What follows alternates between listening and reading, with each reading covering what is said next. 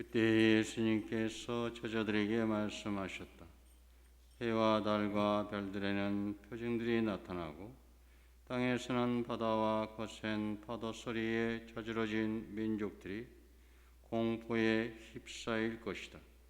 사람들은 세상에 닥쳐오는 것들에 대한 두려운 예감으로 까무러질 것이다. 하늘의 세력들이 흔들릴 것이기 때문이다. 그때에 사람의 아들이 권능과 큰 영광을 떨치며 구름을 타고 오는 것을 사람들이 볼 것이다. 이러한 일들이 일어나기 시작하거든 허리를 펴고 머리를 들어라.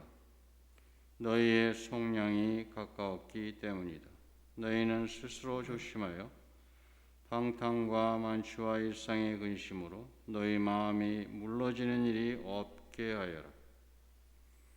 그리고 그날이 너희를 덫처럼 갑자기 덮치지 않게 하여라. 그날은 온 땅 위에 사는 모든 사람에게 들이닥칠 것이다. 너희는 앞으로 일어날 이 모든 일에서 벗어나 사람의 아들 앞에 설 수 있는 힘을 지니도록 늘 깨어 기도하여라. 주님의 말씀입니다.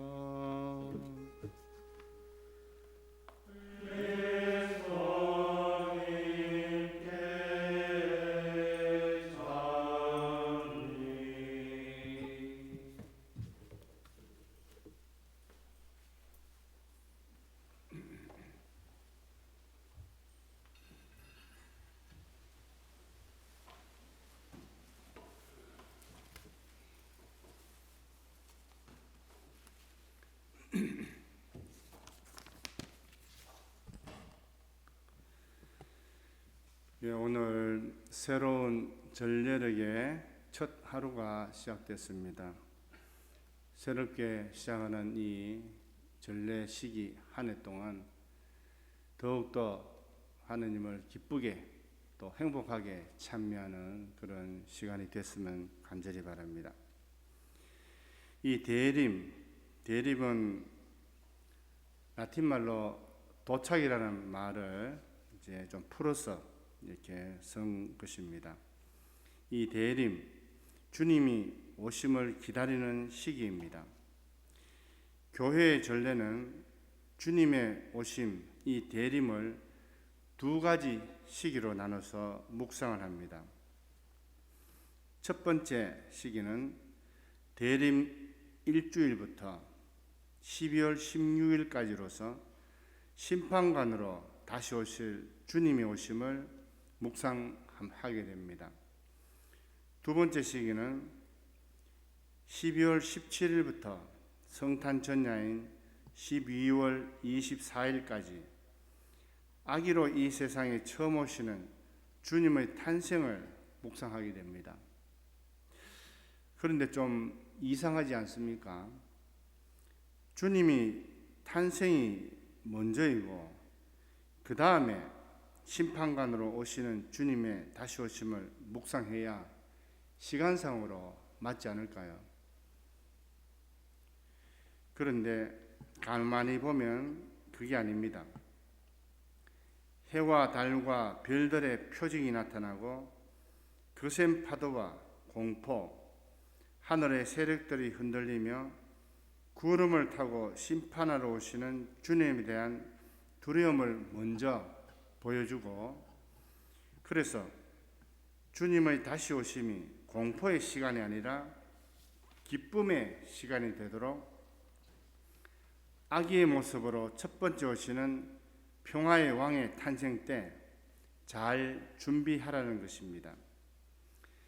평화스러운, 귀엽고 천진난만한 아기의 모습으로 오셔서 우리에게 부드럽게 훈계하시는 아기 예수님의 권고를 잘 받아들여 흠없이 거룩하게 살아간다면 심판하러 오시는 주님의 두 번째 도착 시간에 우리는 조금도 두려움 없이 오히려 크게 기뻐하면서 주님을 맞이할 수 있을 것입니다.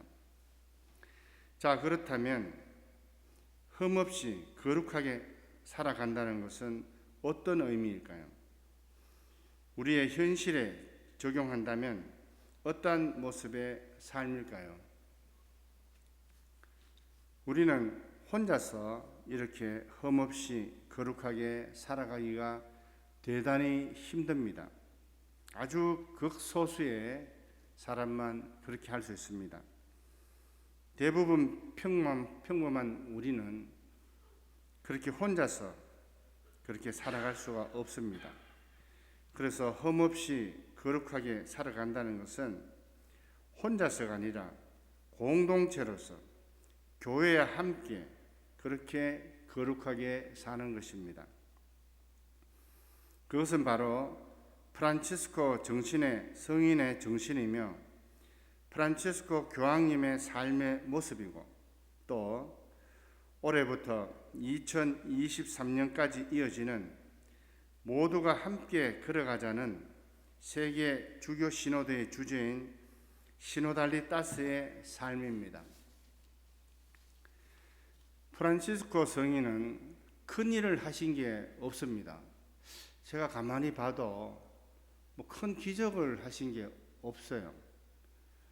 그냥 작고 겸손하게 이웃과 더불어 그리고 모든 피조물을 형제로 여기며 사셨습니다. 대단한 사람들이 큰 일을 꿈꾸고 위대한 계획을 세웠지만 다 실패했습니다. 그러나 프란치스코 성인의 이 소박한 삶이 중세의 부패한 교회를 쇄신하였습니다. 그 성인의 정신을 또 그 성인의 이름을 딴 프란치스코 교황님도 가만히 보니까 큰 일을 하신 게 없어요.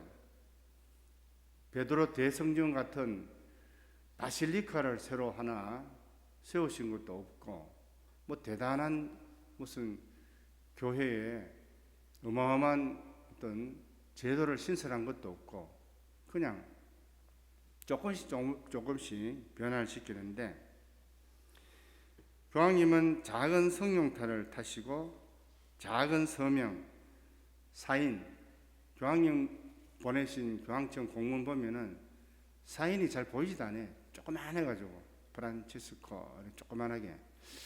그때 한국에 방문하셨을 때 광울 주교님이 그 사인을 이렇게 막 들어 보이시면서 주교님한테 막 같이 웃고 그랬는데 하도 작게 써서 처음에만 그냥 장난으로 이렇게 하신 건가 했는데 그게 아니고 그것이 그분의 정신이었습니다. 교황님은 자신의 가방을 자신이 들고 다니고 교황궁이 아니라 손님 숙소의 작은 방에서 머물며 가끔 혼자 요리를 하기도 하시고 손님들을 대접하기도 합니다. 붉은 카페트를 치우고 높은 단상이 아니라 눈높이에서 이야기하고 어린아이들을 안아주고 교황 모자를 벗겨가도 그냥 놔둡니다. 큰일이 아닌 바로 이 작고 단순한 삶에 세상은 열광하면서 변하기 시작했습니다. 이렇게 작고 소박하지만 모든 것을 함께 하자는 시노달리타스의 정신을 구현하기 위해서 올해 벌써 10월부터 각 지역 교회에서 시작해서 내년에는 7개 대륙별로 그리고 다시 2023년 10월부터는 로마에서 주교 시노드가 마지막 회기를 시작하게 됩니다. 시노달리타스, 영어로는 시노달리티는 회의를 하면서 어떤 결론을 내기 위해서 공동으로 합의하자는 말이 아닙니다. 그래서 공동 합의성으로 번역하던 것을 멈추고 그냥 시노달리타스라는 말을 그대로 쓰기로 한국 주교회의에서 결정하였습니다. 시노드란 원래 그리스 말로 신과 호도스의 결합어인데 신의 뜻은 같은, 동시에, 함께라는 뜻이 있고 호도스는 길을 뜻합니다. 합쳐서 신호도스인데 발음이 안 되죠. 그래서 시노드가 되는 겁니다. 번역하면 같은 길을 걷는다는 뜻입니다.